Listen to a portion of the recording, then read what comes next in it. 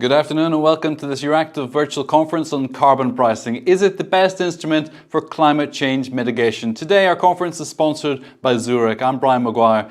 To limit global warming to 2 degrees or less, large emitting countries need to take ambitious action. Economists have long agreed that the most effective way to meet the climate challenge is to put a price on greenhouse gas emissions. About 50 countries have a carbon pricing scheme already in some form, but the global average carbon price is currently only $2 a tonne. A 2019 IMF study says that price should be $75 per tonne by 2030. Yes, the report acknowledges that $75 per tonne will drive up energy costs associated with fossil fuels, but it concludes that the money could be used to cut other taxes and generate millions of jobs if properly deployed. Different regions and different countries have adopted different policies. Sweden has a high carbon tax, $127 per tonne. It's reduced emissions 25% since 1995, while the economy has expanded 75%. In the US, the Biden administration may impose a carbon tax on corporations, but most carbon pricing in the US occurs currently at state level. Today in this Euractiv debate, we'll discuss whether carbon tax is the single most powerful way to combat climate change, or is it simply an unnecessary cost factor, increasing price levels and bringing disadvantages in competing environments. Our panel today, Hans Bergman, ETS Policy Development and Auctioning at DG Klima at the European Commission, Michael Blaz, the MEP and member of the ITRE Committee at the European Parliament, Frederick Erickson, Director at the European Centre for International Political Economy, Allison Martin, CEO for Europe, Middle East and Africa and Bank Distribution at Zurich, and Olav Almed-Sivertsen, Head of EU Affairs and Country Manager for Belgium at Equinor. Welcome to all of you. I'm going to ask you to kick off with your 60-second elevator pitch today. Hans Bergman, you want to go first? 60 seconds, sir. Wow, you told me 3 minutes, okay, then I'm very quick. No, I think it's clear that people and companies react to economic incentives, and that is why such instruments have existed since a long time.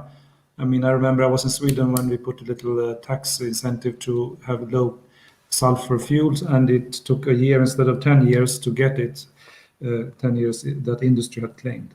Now in the EU, we have the ETS as a main carbon pricing. Since a couple of years now, we have a carbon price that has gone up to something robust in the order of 25 euro. And immediately we saw power emissions in 2019 go down 15%. So it was a quick shift from coal to gas and renewable. So it shows that carbon pricing, it works. Especially if there's an easy alternative, it can go quick. Otherwise, it goes a bit slower. But we also need to be mindful how we use the revenues to handle social aspects and also fairness between lower and higher income member states. We also have to support innovation and in general support the big transition that is coming ahead. Thank you. Excellent. Thank you so much. Perfect 60 seconds. Michael Blaz. Yeah, thank you very much for the invitation. We have the problem in the current market that it is not truthful. It doesn't show the real cost of CO2 emissions. And the German environmental agency calculated that 1 ton of CO2 emissions cost the German society 180 euros up to 600 and more euros. So putting that into the price would be the best option, but sometimes this is too expensive because it causes interruption. So we have to see for which sector of the economy we need to have different kinds of solutions. But a carbon price is powerful. A truthful carbon price would be very powerful, but it might not be something that we can, that society can digest right now. Thank you, Michael Blaz. Frederick Erickson. Thanks, Brian. As an economist myself, I'm going to answer yes to the question that you opened with, whether sort of a carbon price is the best strategy going forward. I think that's perfectly obvious. Not only that, I think sort of that a carbon tax is the best way to achieve it, not just because about distributional effects, but also it's a good basis in order to deal with some of the border adjustments effects that we also need to go into. It's much easier to deal with those without causing a lot of friction in the global economy when you do it as a basis of a tax rather than choosing other methods. I think we have a great opportunity now with the new administration coming in America to not just try to push towards more of a global carbon price a little bit more than we've done so far, but also to have an opportunity to renegotiate some aspects of the Paris Accord and some aspects of trade rules that could help us to make sort of the carbon system a lot more effective in the future. Thank you. Thank you so much. Allison Martin. Thanks, Brian. So every September, talking from a business perspective, we update our climate change scorecard. So we track 12 key risk indicators, which we believe are the critical ones to look at whether we can achieve the limiting of global warming to below the Paris Agreement of 2 degrees. Now, of these, carbon price is the most critical, and sadly also one of the only two that's still in the red. CCUS is the other. We believe we must decouple economic activity from the production and consumption of greenhouse gases. And a carbon price, we do believe, in answer to the question, yes, is the most effective way of doing that. We see that the development of this is supported largely by businesses and by governments. It may not be universal, but there is a strong wave of support for this. We do believe you can do it in a redistributive manner and to support continuing economic growth. In short, a price on carbon will increase the price and therefore suppress the demand for carbon emitters, which will lead to a reduction in emissions, which we critically need. It will positively reward and incentivize the right behaviours. It will send a signal, importantly, to the investment community that low carbon investments are not only valuable today, but they will become more valuable tomorrow. And it will also help us identify stranded assets and reduce transition risks. Allison, thank you. Olaf Silverson. Thank you. Glad to be with you this afternoon. I'll be very brief. Last year, Equinor paid on average above $80 per ton. So compared to the figures you mentioned earlier on, we are far ahead. We have last year also paid 150 million of euro into the EU ETS, so 5.5 million allowances. This is the equivalent of 50 million doses of COVID-19 vaccines, if you like. So carbon prices is working in the way we see it. What we believe is necessary going forward is to complement the EU ETS or carbon pricing with regulations beyond pricing, because we have seen studies by economists at Oxford pointing to the marginal price increase of $1 per ton of CO2 has only lowered the growth rate of CO emissions by around 0.01%. And this obviously means that it goes too slow to only act through pricing. So we need pricing for sure, but we need also regulation and standards beyond that, married up together jointly. Thanks. Thank you so much, Olaf. Michael, I want to start with you actually, because unless we understand what we're doing in terms of volumes, we can't really have an accurate policy framework beyond that as well. And you talk about how the German government measure between 180 and 600 euros per ton as well. But how do we actually measure and verify within Europe and globally the right measurements of carbon usage and then therefore get the pricing right as well? How do you see that? So it's unfortunately not a measure, it's just a calculation of the environmental agency. But I think, we have two ways to approach the whole situation. The one way is to see, look, we have a market failure here. The damage is not in the price. So let's put the price as high so that we kind of include it into the market and then the market will solve it. That would bring us to prices of 1 ton of CO2 up to 180 euros. So what would that mean? That would mean that, for instance, for cars, it will be very expensive to drive a car. It will be very expensive to heat your home. So apparently that's not possible right now. Then there's a second way to approach this. This second way to approach this is to see which kind of prices do we need in order to put the right incentive for the economy to change. And here again, we come to different kinds of prices.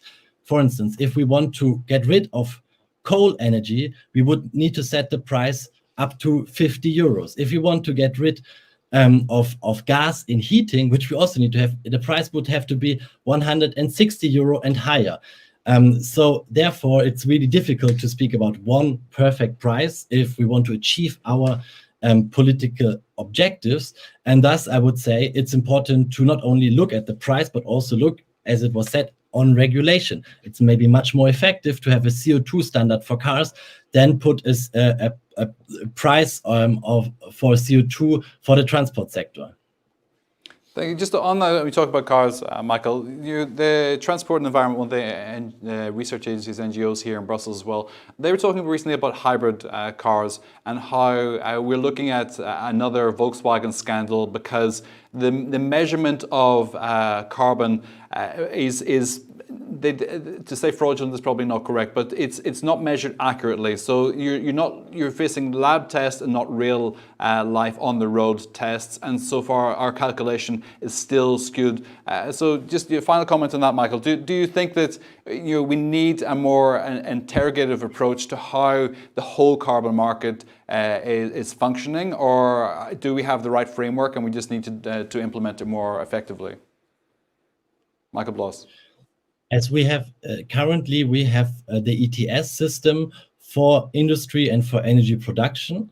And here, I think that's good. We should keep it. Maybe put international shipping into it, international aviation, and then have a price that is high enough that we support the transition to renewable energies fast. So that's up to 40, 50 euros. Then for cars and for transport, I would say it's much better to put an end date to the internal combustion engine because that would set the right incentive for the industry to change.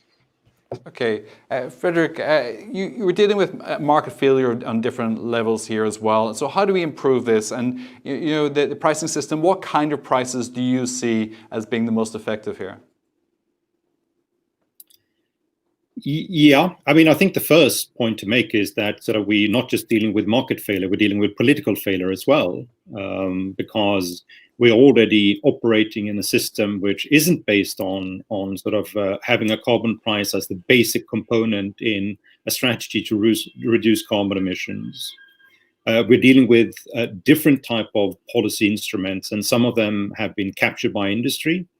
Some of them are blatantly ineffective, and some of them work pretty well. So there's a pretty broad mix of different measures that we can see that governments around the world are using here. I think, the important issue here is going to be around how do you establish a carbon price? And as Michael talked about, what is it that what is the price scenario that we like to accommodate here? Is it basically a carbon price that already now takes care about all the side effects of emitting carbon? Or do we rather see it that we want to have a price development that is politically acceptable, that over time is going to increase and gradually lead to a development where we phase out energy systems, production technologies, fuels that we know have a pretty a strong effect on climate change. And that's how I would see it, which is basically we need to create an artificial price. We need to set a standard, and that standard needs to be set globally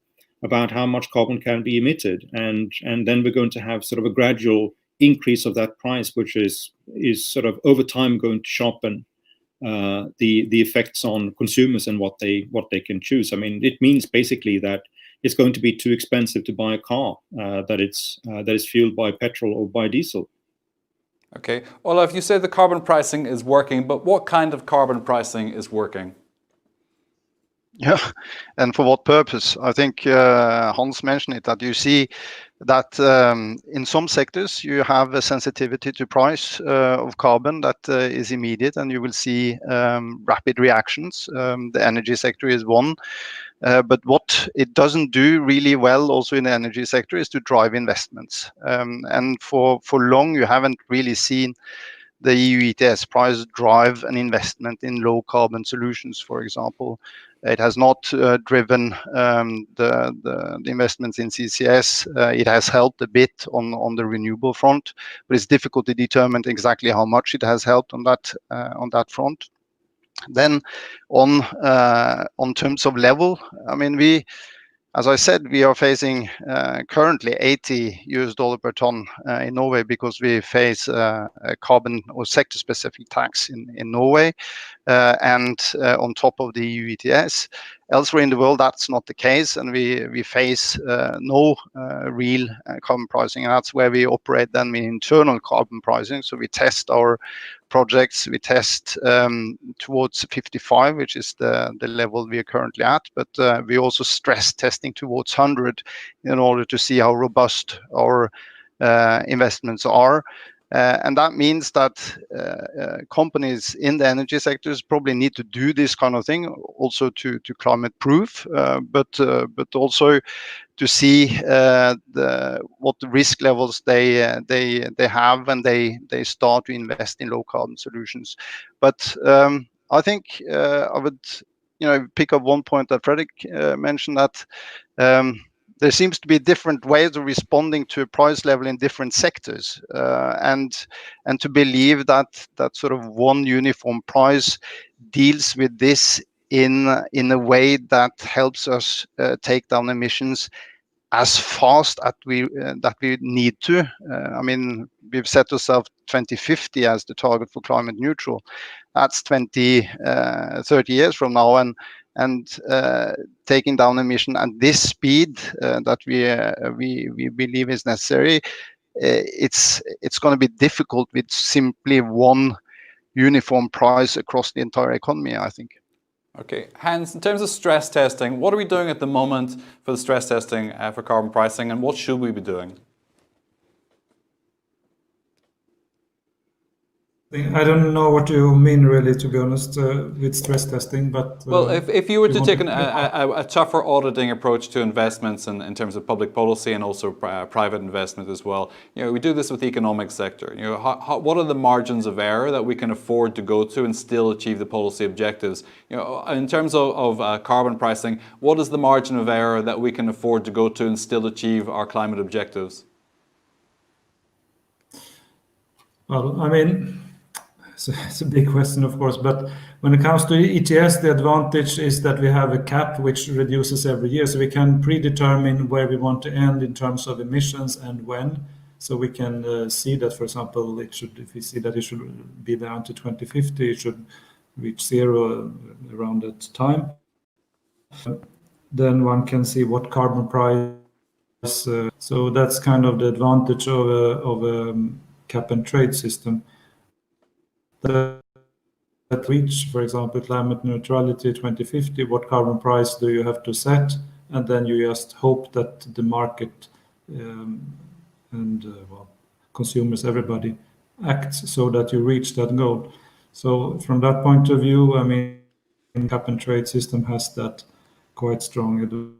Of course, some are worried that, No, go ahead, please. Tell me what you're worried some about. are worried that the carbon price would be too high, and that certainly could be a problem for industry, but we have this issue of carbon leakage. If our industry just moves out, we don't gain anything. So we are now discussing these border measures or other. We already have, of course, the free allocation system.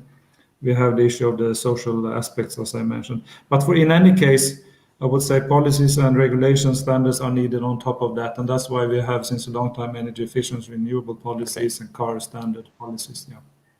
Okay, I want to come back to carbon leakage and trade policy in a little bit as well. Allison, Zurich has recently published a discussion paper, why pricing carbon emissions is necessary to contain global warming. And in this, you make the very simple point that with the Earth's temperature already up over 1% and the target being 1.5%, can we afford to hope and wait that we're getting this right, or do we need to act much faster with stronger policies, whether that be pricing or whether that be regulation? I could answer really quickly. Yes, we must act quicker. I mean, we as an insurer, we insure the physical risk of climate change because we see it in the increasing frequency and intensity of natural catastrophes, unfortunately, which have been hitting, notwithstanding COVID-19 taking the headlines, we've still seen significant natural catastrophes. So I think it's really important that we take action whilst we can to avoid that we have an uninsurable planet, because we actually, once we start to reach 3 degrees, 4 degrees over pre-industrial levels, then there will be this storm intensities, flooding, etc., sea level rises, not to mention biodiversity loss and the impact that's going to have on broader food systems, etc., etc. We could carry on with the doom gloom, but I'd rather be a bit more optimistic, because clearly we have to do this. It's an imperative, whether it's from a societal perspective or from an economic perspective. There's an imperative. And one of the things, just picking up on the earlier conversation, I just wanted to mention, I think it was the Group of 30 report on mainstreaming the transition to net zero. I thought one of the suggestions in there was very good around potentially the use of climate councils and thinking about how could we try and make the transition and using a carbon price more similar to the way that we manage inflation and we manage interest rates, through having independent bodies set, and importantly, the financial markets to give trajectory. So to give indication, where are we heading to? I mean, to the point I think you're asking with Olaf around, should we have one price? I agree, I think one price is not the solution to everything, but having some guidance, so knowing where we're trying to end, I think over the next 3 to 5 years, I think that's a way of trying to build this into a market so that we can actually continue to operate and we don't end up with cliff risk happening. Okay. Frederick, do we need another ECB, a European Carbon Bureau, to set this long-term guidance? I mean, possibly. I'm unsure myself about the sort of type of governance system that we need around it. But I mean, I totally agree with what has been said, sort of in the sense that we both need to have sort of a price variety when we move and increase the carbon price. We need it for several purposes, and one, of course, is that we need to have some degree of political adjustment to the price, in the sense that some sectors are going to be more important than others. There are social consequences that we also want to accommodate in our development. For instance, that we want a carbon price to work with developing countries, that we cannot sort of have a system which is based on a poor country paying the same carbon price as, for instance, a developed country. So there are sort of lots of different issues that also need to be managed in a sort of global system. And it may be sort of a global council, it may be an equivalent to other existing international bodies we have, whether that's the World Trade Organization or the United Nations institutions. But I'm sure that better governance is part of the solution, even if I don't know exact what form it should take. Well, you spoke about policy capture by some industries as well, and yet we see shipping, for example, is largely outside of this framework, and even the Swiss model has gasoline and diesel transport excluded from the levies here as well. You know, when you speak about policy capture, who are you speaking about? Well, I mean, sort of we can mention sort of specific companies as well as specific sectors that have been skillful in trying to get policymakers to understand that there would be pretty strong consequences for them if we move towards harder measures. I don't think it's sort of particularly strange that we have a situation like that. I mean, we have different type of companies that meet different type of problems, and it's I wouldn't say it's immoral or illegitimate for them to sort of basically try to convey their message to policymakers, but it is a problem, and it is a problem that tend to occur in systems that are less transparent than others, systems that are based on complex and complicated political procedures. And I think this is what we've seen when we have chosen to go for different sort of standards or different type of regulations to deal with climate change, is that these systems have been far more open to lobbying and to industry capture than sort of more simple price-based type of systems. Okay. Now, I'm the first one to admit that sort of this is how politics works, and it's going to be very complicated to achieve anything if you can only sort of go for simple and transparent measures. But I think it's a point which is worth taking on in a broader discussion, which is that many of the non-pricing approaches to climate change tends to be open to political pressure of a kind that doesn't really help us to achieve the target here. Okay, Olaf, you spoke earlier about market failure. Frederick has spoken about the lack of transparency. So we have a clear information failure, imperfect information in this market on a grand scale. How do you move towards a pricing mechanism which internalizes all the externalities when we don't have transparency of information? Oh, I mean, transparency of information is important, but to believe that we are going to be able to internalize all externalities, that would probably be a bit in the world of fantasies. But when it comes to carbon prices, it is clear that we have a number of publications out there that has looked at social costs, has looked at various way of computing this. So I think the guidance out there about sort of the ballpark figures of where we need to head is out there in terms of pricing the externalities. And then I think sort of picking up on a point here that we talk about sort of the global all the time. We've faced the carbon tax in Norway for our sector, oil and gas, since 1991. So there has been, some nations has moved into this space early and sticked to it. I don't think that there is an argument that we need to sit and wait for global coordinated price or to doing more only on the global level. I think each nation has actually, on each country has a good reason, a local reason to take action on pricing carbon. It can be related you also to say that environment. Yeah. Well, you would say Norway has a massive oil resource which most countries simply don't have. What do you say to Poland that says the economic catastrophe that awaits us if we move too quickly is simply not worth thinking about, and therefore a slower pace is necessary? Can we have such a global misalignment and this kind of strategy, Olaf?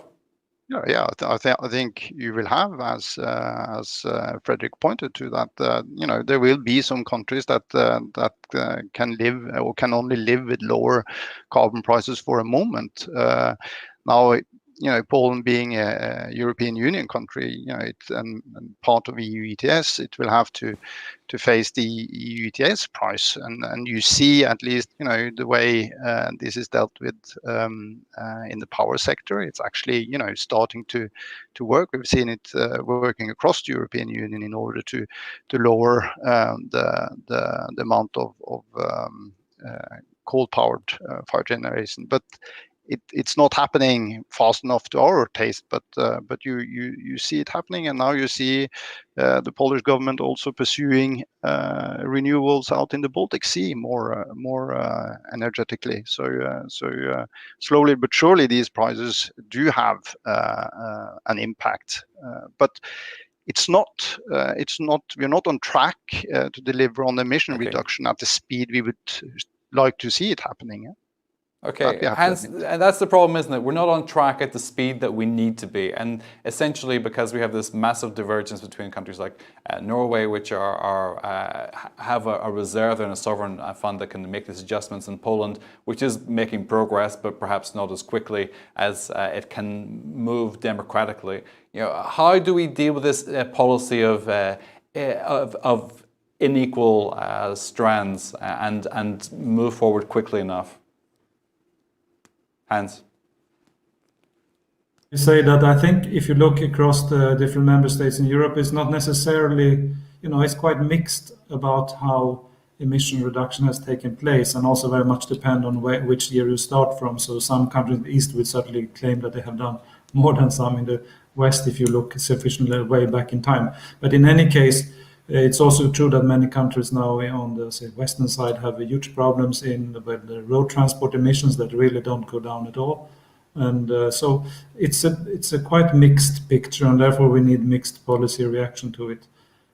For ETS, it's true that we have it's the same rule for everyone, and of course for Poland, which we mentioned now is very code dependent, we have made it quite special, arrangement so that they can support their modernization of their sector, and that will also continue with the big modernization fund as from next year. And but then we have to see, for example, road transport is until now the responsible state, and they just don't do enough. But we also see France try to put tax on.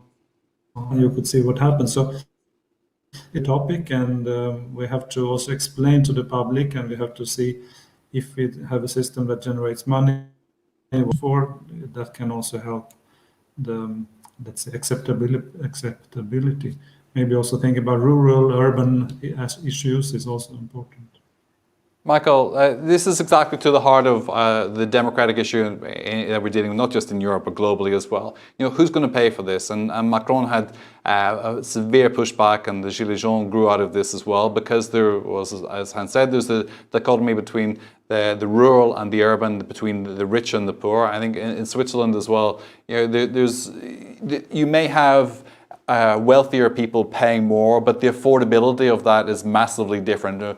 People on lower incomes being charged for their own carbon in a fairly close proximity to what wealthier people are charged. The inequality issue is there as well. How do you gain the trust of Europe's citizens to move forward in a more determined way with this kind of policy, Michael?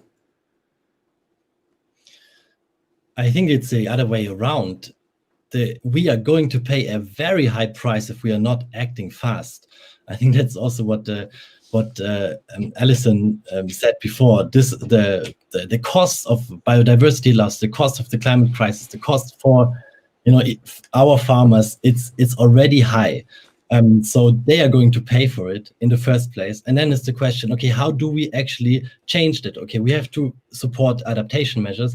Then we have to, and this is the ultimate goal, reduce CO2 emission as much as possible, as quick as possible. And the question is, how do we get it? And before it was said that non-price measures are keen to be part of political lobbying. No, we saw the ETS not working for 10 years because there was a lot of loopholes, because there was a lot of financial speculation, there was hot air, because it was wrongly designed and it did not work. So the pricing measures are at least at the same level, the target of political lobbying.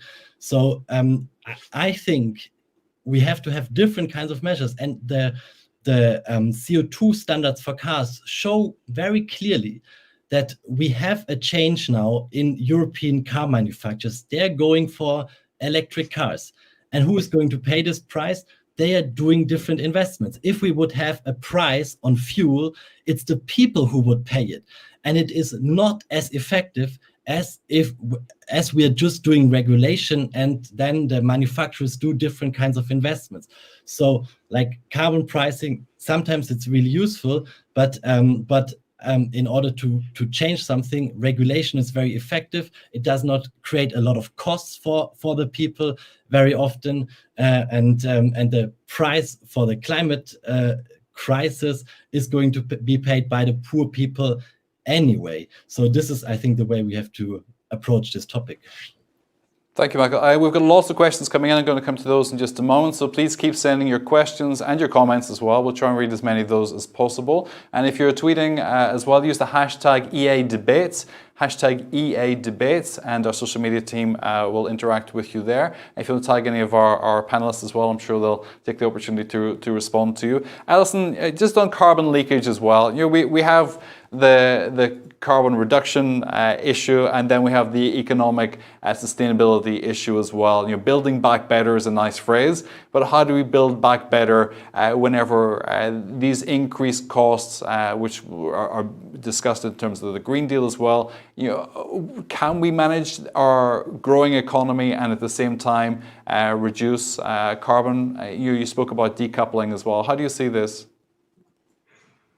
I I think, in short, yes, you can. I think Michael just gave a good example of actually, if you incentivize because we're looking at what's the trajectory.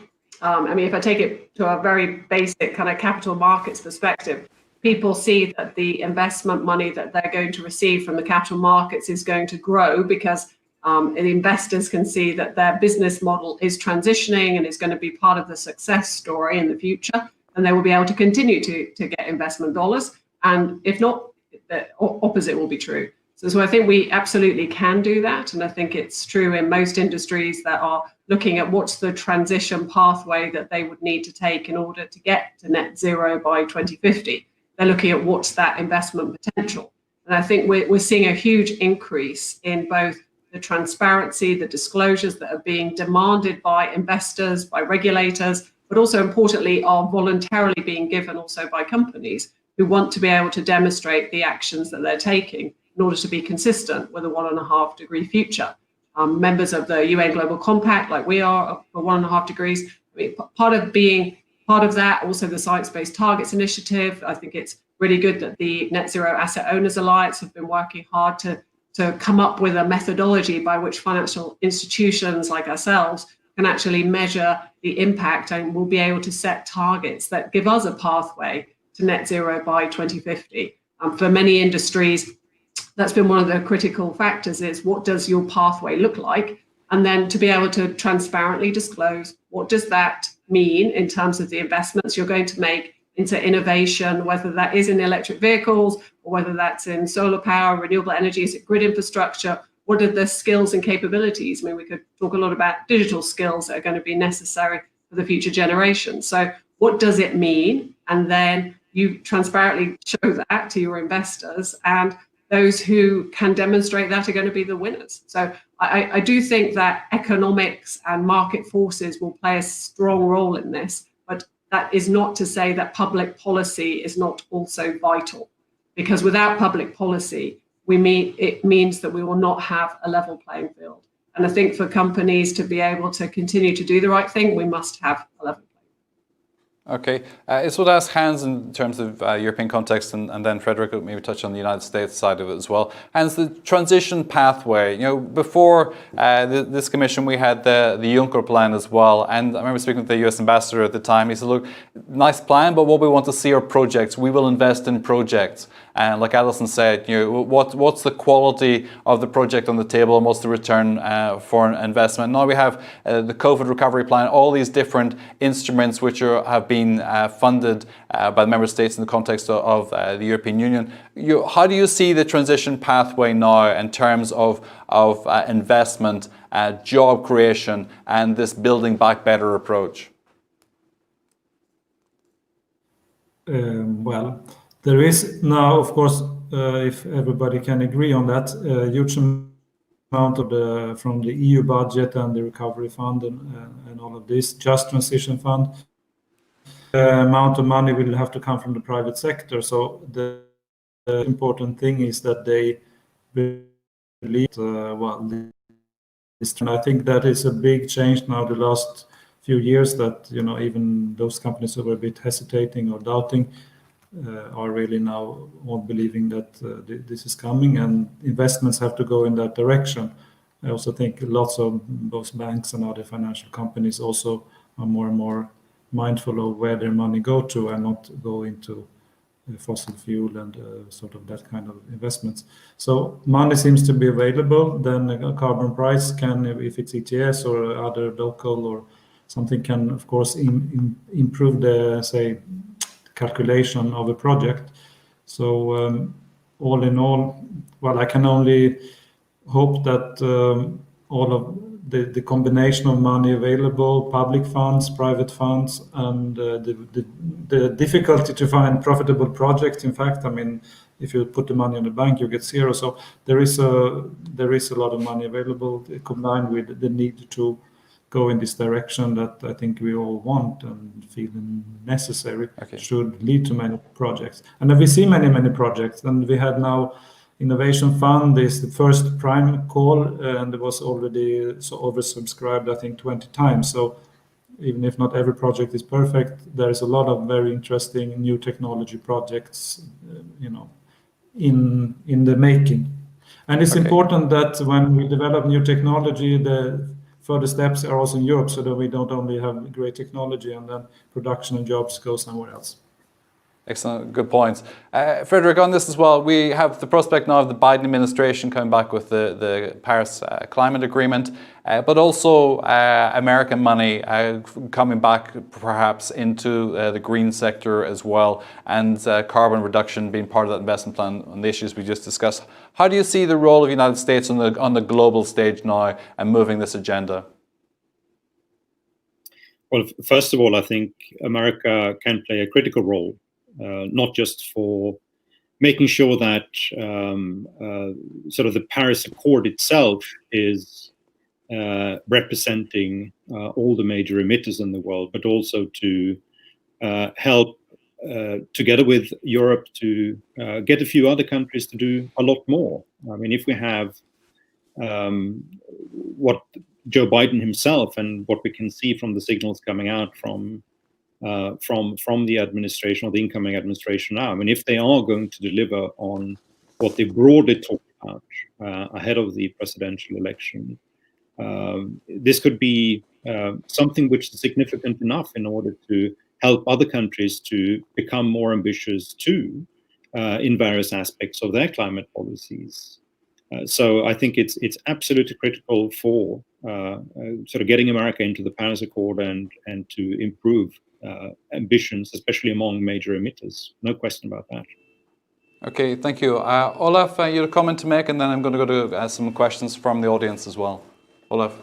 Yeah, no, I just had a comment to Michael and Allison about the importance of push versus pull policies, because it's one thing to put requirements on the producer side, if you like, but what we also need is creating market for low carbon projects, for example, that actually allows a market pull for some of the technologies, but that we then on our side actually invest in, but only put requirements on the push side or the producer side of things will not cut it, I think.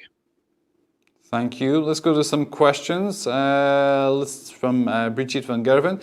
Electric cars also have CO2 emissions if the electric is not generated in a carbon neutral way. Is this solvable via regulation? Hans, how do you square that circle? Electric cars and not getting the electricity in a carbon neutral way. We doing good on this?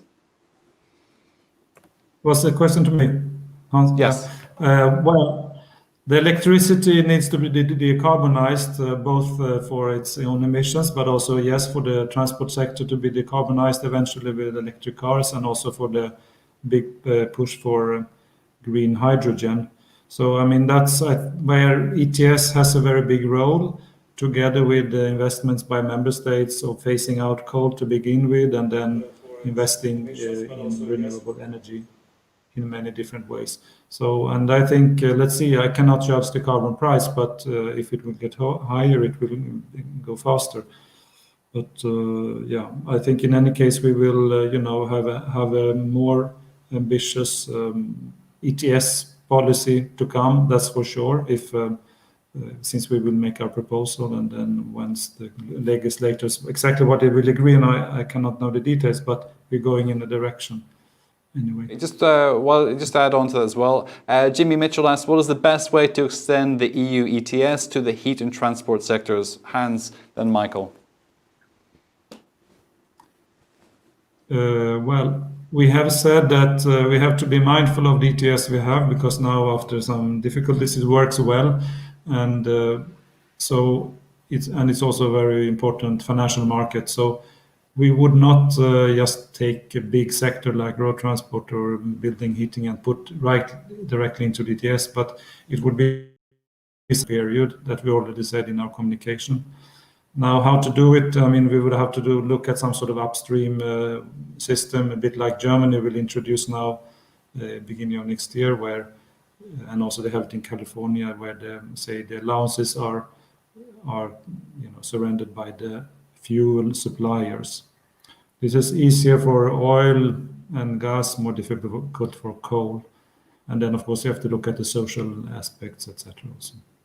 Okay, Michael, same question. What is the best way to extend the EU ETS to the heat and transport sectors? Well, I not doing it, I think, is the best way to reduce CO2 emissions. And as I said before, if you in the transport sector, if you put it into the ETS, then you first put the costs to the citizens who drive cars, because then they have to pay for higher fuel prices. You have different substitutional prices. So what would happen is first the industry and energy production sector would change, and in transport nothing would change. So that's not something what we want to see. So yeah, not extending it and having different kinds of measures for the transport sector, I think is most effective and also the most fair way. And for the heat, it's a little bit similar. We also see that that what we want to have is an electrification of the heating systems. And in order to reach that, we would need to have a price of CO2 of around 160 euros plus. And that would be incompatible with the price in the energy sector. So again, here, I think different kinds of measures would be important to take in order to reach what we want, which is reducing CO2 emissions. Okay, thank you. Olaf, a question from Sarah Clayton. How could a carbon price in aviation work if intra-European flights are in the ETS by higher costs in the ETS, for example? Flights, she says, outside Europe emit more carbon than intra-European flights. These are not in the ETS. We need a carbon tax on them. What do you think? Aviation is complicated indeed, but to introduce it into the EU ETS will not be necessarily taking down the emissions, because in the aviation sector, because it will take long before the EU ETS price comes up to the level where it is actually meaningful for producers of planes and air companies to actually get this technology into their fleets. So it's probably the too long way for it to happen. Now, in Norway, and when it comes to sort of short haul flights internally in the union, and you probably could see some happening on the power front. So in Norway, they are pursuing electricity driven planes for short haul. This would help, but I don't think the carbon price will drive that technological development. It will have to be something else than the carbon price, most likely. Okay, Frederick, let me ask you about green border tax, and how do you see green border tax being applied as well? And we just talked about aviation here, but in virtually every sector, how does that play into trade policy as well? I think generally for trade policy, or basically how we organize ourselves in relation to other countries, it's the same basically for aviation as it is for trade more generally, which is that we need to negotiate with other countries. I mean, in terms of aviation, one of the problems, of course, when you want to introduce a carbon tax on flights going to other parts of the world is that you're going to tax extraterritorially, and other countries don't like that. So they may retaliate against Europe by imposing extraterritorial taxes on something else. So, whatever we want to do, I think we cannot avoid the fact that if we want to have some system that helps to balance effects at the border to avoid carbon leakage, we need to go back to the negotiation table and negotiate with the countries that would really matter in this sense. In the first instance, you can do that for sort of a handful of sectors, especially those we know where the carbon intensity is pretty strong. And you could do that hopefully together with United States and China. But the main point is that it's difficult to see how there could be sort of a unilateral approach here, which wouldn't include substantial negotiation with other countries in order to avoid that we take measures that other countries are going to retaliate against, or that they will undertake countermeasures, which basically corrupt the purpose of trying to avoid carbon leakage, and that's the risk if we go down the unilateral route. Okay, just Frederick, will stay with you. There's a question here which I wasn't really going to ask specifically, but it was about the afforestation of Africa. Amantis Pronascos channeling. The proposal is that the afforestation of Africa would be enthusiastic policy for the young. I'm not entirely sure about that direction of it, but if we have a Chinese policy of investing in Africa, and it goes along the lines of investing in clean energy and green tech as well, and Europe doesn't do the same. And what does that mean for our global positioning as well? And you mentioned the United States. So we have this United States, Europe, and China competing for global trade, but also we have an investment market which attaches to sort of realms of influence as well. Do you see a competitive element for the United States and Europe vis-a-vis China in Africa now and other regions for investment in green tech and carbon reduction?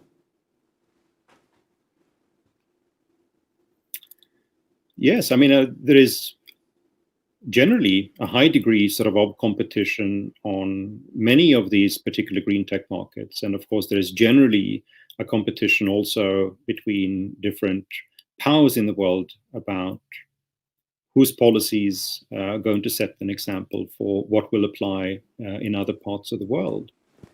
And we have Africa is just one example there, but we have other parts of the world as well where you have competing policy systems, and there is just at least to an degree, I don't want to exaggerate this, but there is to a degree a race between whose systems are going to establish the policy norm there. So that competition is certainly there.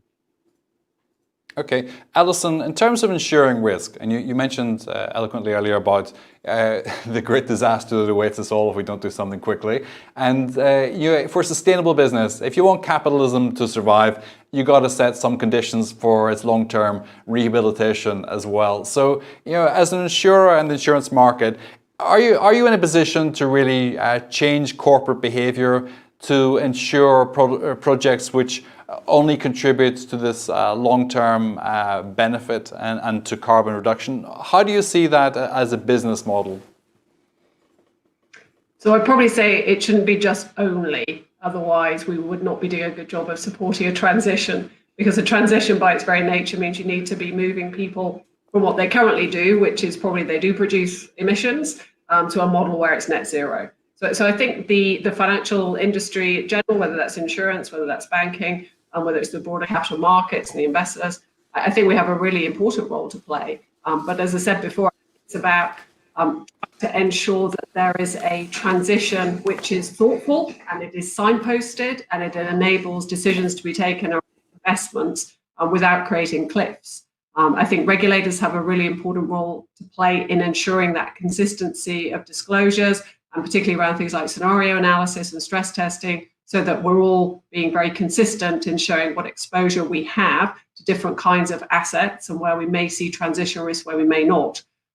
It would be super easy for me just to say, okay, we should just say we ban doing this, we don't do that, we don't do this, but I'm not sure that's helpful. I think there are obviously some positions where we believe it is just incompatible with a society that we wish to live in and that we believe would be consistent with the 1.5 degrees. But those are relatively few. It's things like child labour, it's things like banned munitions. I think that the important thing is to say, how can each industry transition to a net zero by 2050, and how can we support them doing that? Michael, what role does the consumer, the citizen, have to play in this as well? If you look at the Swiss model, there's an element of transparency about an incentive tax. It's not a tax in the traditional sense, but that money should be ring-fenced. If you pay for a carbon tax of some sort, that money should be ring-fenced to be reinvested within the green sector as well, reinvested within carbon reduction policies, companies, and public institutions. Does the public have a greater role to play in this in terms of addressing the decision making about its consumption within the open market as well? the public addresses the decision makers. Since a long time now, we have a lot of people who actually ask for more action. We see, I think in the Eurobarometers, it's like up to more than 90% of Europe's people want us to act fast on climate. But they don't want you to increase taxes. So how do you persuade the consuming public to pay a bit more and to assure them that the payment they make is going to go in the right direction? What we have actually is today we had it in our committee.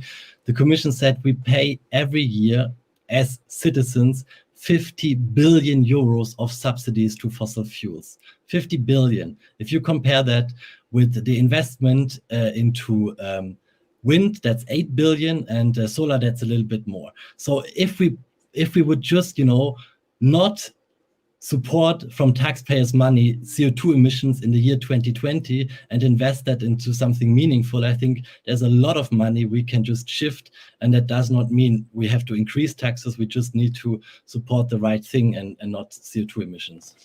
But that's going to mean increased consumer costs in the short term, which the consumer is not going to be super happy about, especially this current COVID and post-COVID moment, is it? Michael? No.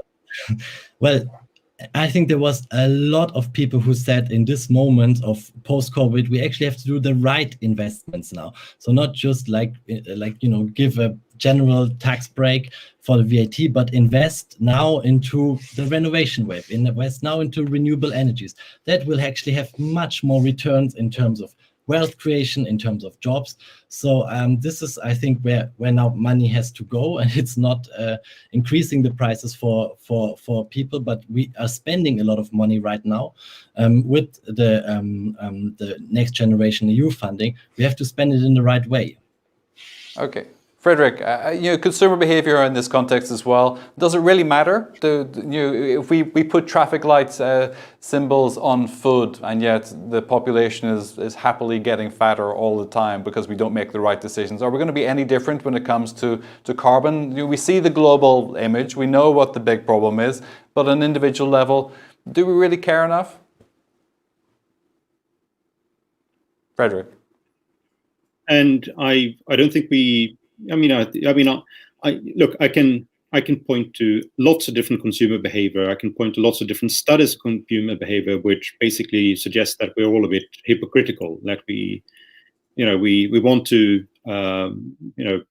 be sort of morally and be pious in terms of our effects on carbon emissions, but hopefully shouldn't lead to so much change for me individually. I mean, there are lots of different examples of that, but generally speaking, I think there is a role to play for consumers, and I think it's an important role, because ultimately, whatever route we choose, if we go for sort of a carbon tax, if we try to find other pricing incentive measures, if we go for regulation, if we set standards, if we go for, when addressing sort of housing and heating sectors, if we choose other different policies there, it's ultimately the consumer that is going to pay for it.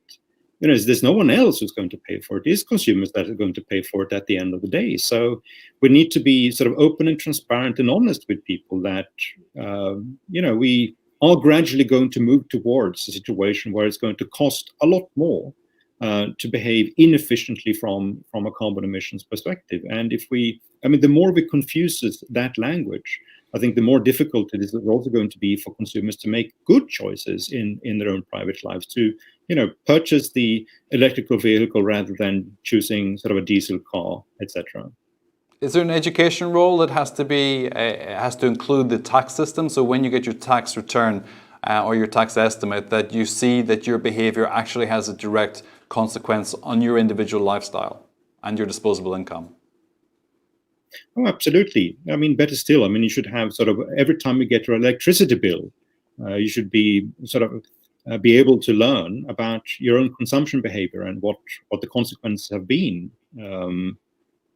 So transparent measures of that kind, which will help to nudge people in the right direction, I think they can play sort of a very strong role. Thank you. Olaf. Yeah, no, I just want to echo the importance of this debate here to get the consumer with you, because companies like mine is not going to have a transition to something else without the consumer, demanding a change and that they have a market pull. And look at all of us. Are you aware of what your carbon budget is? Do you know how many kilo per week you're currently living on, and do you know how many kilo per week you need to live on under the EU ETS cap come 2030? And what does that mean? What decision do you need to take now in order to get to this new personal carbon budget? We're not reasoning around this in terms of individual. We're reasoning in terms of the others should be doing it, not me as an individual. I don't have a carbon budget, which is of course you have under the EU ETS. Thank you. Allison, I want to ask you about this as well, and then Hans. Allison. So just very quickly, I'd add that it's really important that we give options. So I very much agree with the transparency for consumers, but with that, there also needs to be options. So we have to invest to make sure that they have that. So if it's about the energy sources that they have, it's to Michael's earlier point around that coal and Poland. If we're simply saying to them the price is going to go up significantly, then to do that without an alternative, I think it becomes it isn't redistributive in any fashion. However, if we can provide options through investment, so this can be part of the Green Recovery Fund that the EU makes, obviously, is investing in the renewable technologies, whether that's onshore wind in the case of Poland or others, to enable it to have alternatives, then you can start, to Olaf's point, to actually put the price through, because I very much agree with what Olaf was saying, that you do need to, consumers need to have that transparency, and they need to know what the price is of making the choices that they have. Hans, are we getting better consumer transparency? And also, do we need to benchmark consumer transparency across the EU? I don't know, but I think that what is very important is that consumers can put pressure on their peers, and also in business-to-business suppliers put pressure on their suppliers. That can have a huge impact. I still nevertheless don't think that we can put all of this huge transformation only on the individuals, because it's really, really difficult. Choices have to be done every day, and the public authorities have a huge role to play to on the one hand push in the right direction, and sometimes even force, and then also facilitate for consumers to do what is better for the climate. And I think we can see examples of that now. It's, for example, possible to buy an electric car that it doesn't cost a fortune. That was impossible a few years ago, and that's partly thanks to the companies. But to benchmark, to make things more public, I think a lot of people would like to know more about the electricity they buy. Well, that's not so difficult maybe, but everything they consume, and there is a huge interest. Some people don't care. I think we cannot be naive and think that everybody will care so much. But I think what is another thing we haven't talked about is also the role of the local authorities and the regions who are the people. There's a massive movement now among cities and regions to go climate neutral and help the citizens in a way that we can't do from Brussels. And all of that has to come together, and that way maybe these things can work. But we cannot just put all the sort of moral blame on the individuals if they take the flight or the children to school or something like that. It has to be a broader vision. As the Covenant of Mayors, for example, is an organisation which is really focused on carbon reduction as well, Hansen. Like you say, the local authorities, they know, and perhaps even they know what can be tolerated more acutely by their citizens as well. Is this a case of subsidiarity playing out in a role which we haven't seen or understood so clearly for a long time? Can the European Union as an institution enable local authorities, regional authorities to accelerate this process in a much more dynamic way? Well, I think they should, and as I said, everybody has to contribute on all levels, the private sector and the public sector, and the public sector has different levels and they have different, say, responsibilities and capabilities. In some member states, the local communes are perhaps a bit poor, but in some they are very rich, in fact, and can do a lot, and they can For example, on this issue I mentioned with road transport, it's something where, of course, local regional authorities can really help, because if there's no public transport, for example, what do you expect? People take their car. But on the other hand, if there's a lot of bicycling lanes and public transport, people will probably much more easily. So yeah, I think it's not about subsidiarity. Things at the right level, as low as possible, but we need overarching targets and goals, and member states needs to push their regions, and we have to push the member states, and some member states are behind, and some are better. Thank you. Frederick, you've co-authored a book recently called The Innovation Illusion: How So Little is Created by So Many Working So Hard. I'm not sure whether you're a pessimist or optimist from that title. Do you think we're blindsiding ourselves, or do we need a reality check in this conversation about carbon reduction? Because the Zurich discussion paper points to 1% increase in temperature, and our target's the limit to 1.5%. Is this beyond our control now, or are you optimistic that we can really get a grip on it quickly? Frederick? No, I don't think it's beyond our control. And I think it's important that we not just of course, appreciate the huge risks that exist, but also that we appreciate what we've done so far in order to reduce carbon emissions without letting it drain the economy from growth and from change, because that's also important, because the richer we get, the more capable we are going to be to accommodate the costs of changing our societies and reduce carbon emissions. So I think that's very important. I think the point I was trying to make in the book is basically when we look back at 30, 40 years of innovation history, we're going to see that there is basically one sector that stands out for creating massive change in our lives and creating massive changes in how people live their lives and how they behave, and that's within the telecom sector. We haven't seen similar type of changes happening elsewhere and especially not in areas and sectors that have a huge impact on the volumes of emissions we have. Why is that? Well, I think there are a number of reasons behind it. I think one of the reasons is that we have generally a capitalist sector which has become a little bit too complacent. That there are in too many sectors we have far too strong power for certain type of companies that don't need to make the investments, don't need to make the innovative change in order to get consumers. I think that's one of the reasons, and behind that stands a broad capital sector, the capital markets that haven't been as particularly effective of trying to induce change and innovative speed in the corporate sector. We also have problems with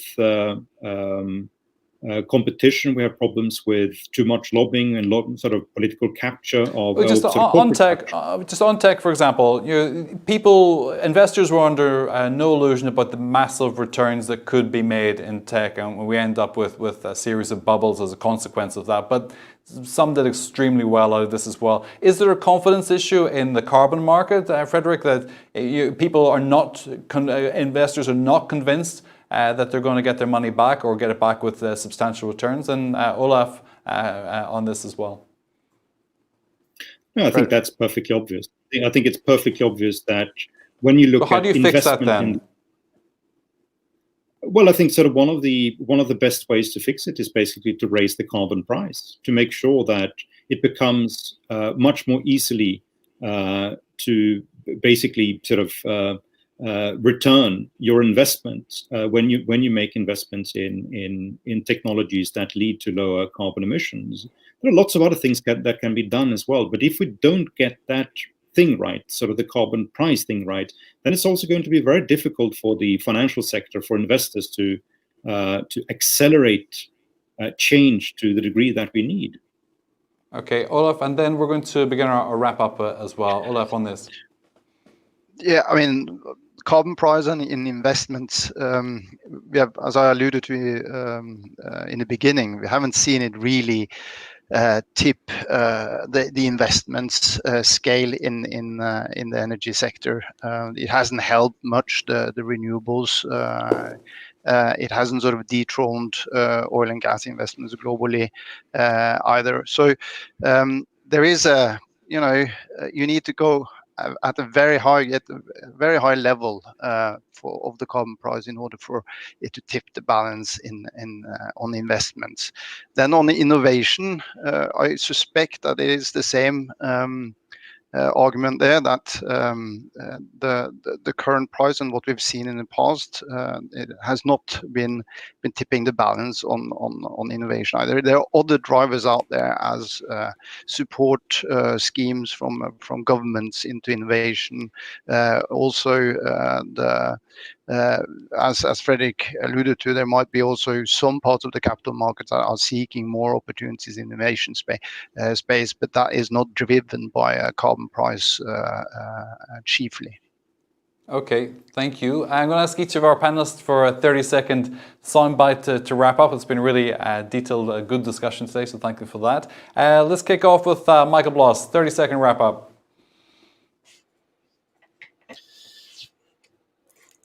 In the climate history, there's always like this big savior that we think that will save us all. We see now it's like hydrogen or it's the carbon pricing. I don't think there will be a savior. We have to do a lot of different kinds of activities in order to reduce CO2 emissions as quick as possible. The high carbon price in the ETS is one of the things, but there's much more we have to do. Getting rid of market distortions like fossil fuel subsidies, for instance, is another thing. Thank you so much. Hans Bergman. Yeah, no, I think more that these kind of discussions are very useful. We have to find the right mix of instruments. We have to listen to the stakeholders and take our responsibility, and we all have to also push, the big decision makers in kind of business, and now these new online companies and the huge responsibilities, and we cannot, otherwise this will not work. But there is a very lot of exciting things ahead and good new jobs. So we should not only see the cost and problems, but also all the opportunities that can come out of this, especially if we do it here in Europe. Thank you, Hans. Frederick. So thank you, first of all, for a good discussion. I think this is very useful. More of this, I think, is going to be helpful to drive the change forward. I would like to end on what I think is an optimistic message, which is that we have an opportunity now to fix a couple of global governance issues, especially with getting America and pushing China more on reducing carbon emissions. I think there are lots of different examples out there, including my native country, Sweden, which you alluded to in the beginning, Brian, which demonstrates that you can reduce carbon emissions and increase economic growth at the same time. And I think that's what we needed to do. We need sort of to have a sort of a pro-growth, pro-change policy coming out, which helps to drive innovation, drive change. Thank you. Thank you, Ola. Thank you. Ola, 30 seconds.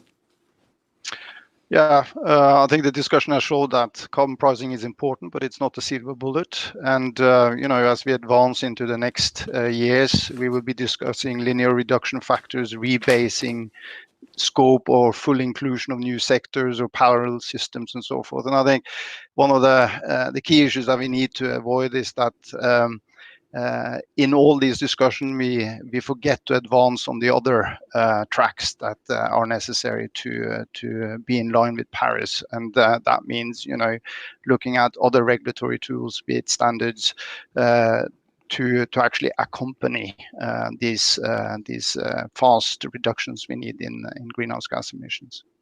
Thank you. Last word, Allison. Thanks. So I think we've agreed that reducing carbon emissions is critical, and at the same time, we're going to have to continue to adapt to the physical risks of climate change we're already seeing. Carbon pricing schemes as part of a range of public and private actions, we believe would help stimulate investment into clean technology and, importantly, sustainable innovation going forward. And it's going to provide the confidence that's needed to be able to fund large infrastructure projects and help us transition more broadly to a low carbon economy. Thank you to Hans, Michael, Frederick, Allison, and Olav for a great conversation today. Thanks also for all your comments. We didn't get through all of them, but they're read and much appreciated. Please continue to tweet online with hashtag EA Debates. Thanks also to our team here at Euractiv, Malta, and Simona in particular, and for Zurich for supporting the event today. I'm Brian Maguire. Good afternoon.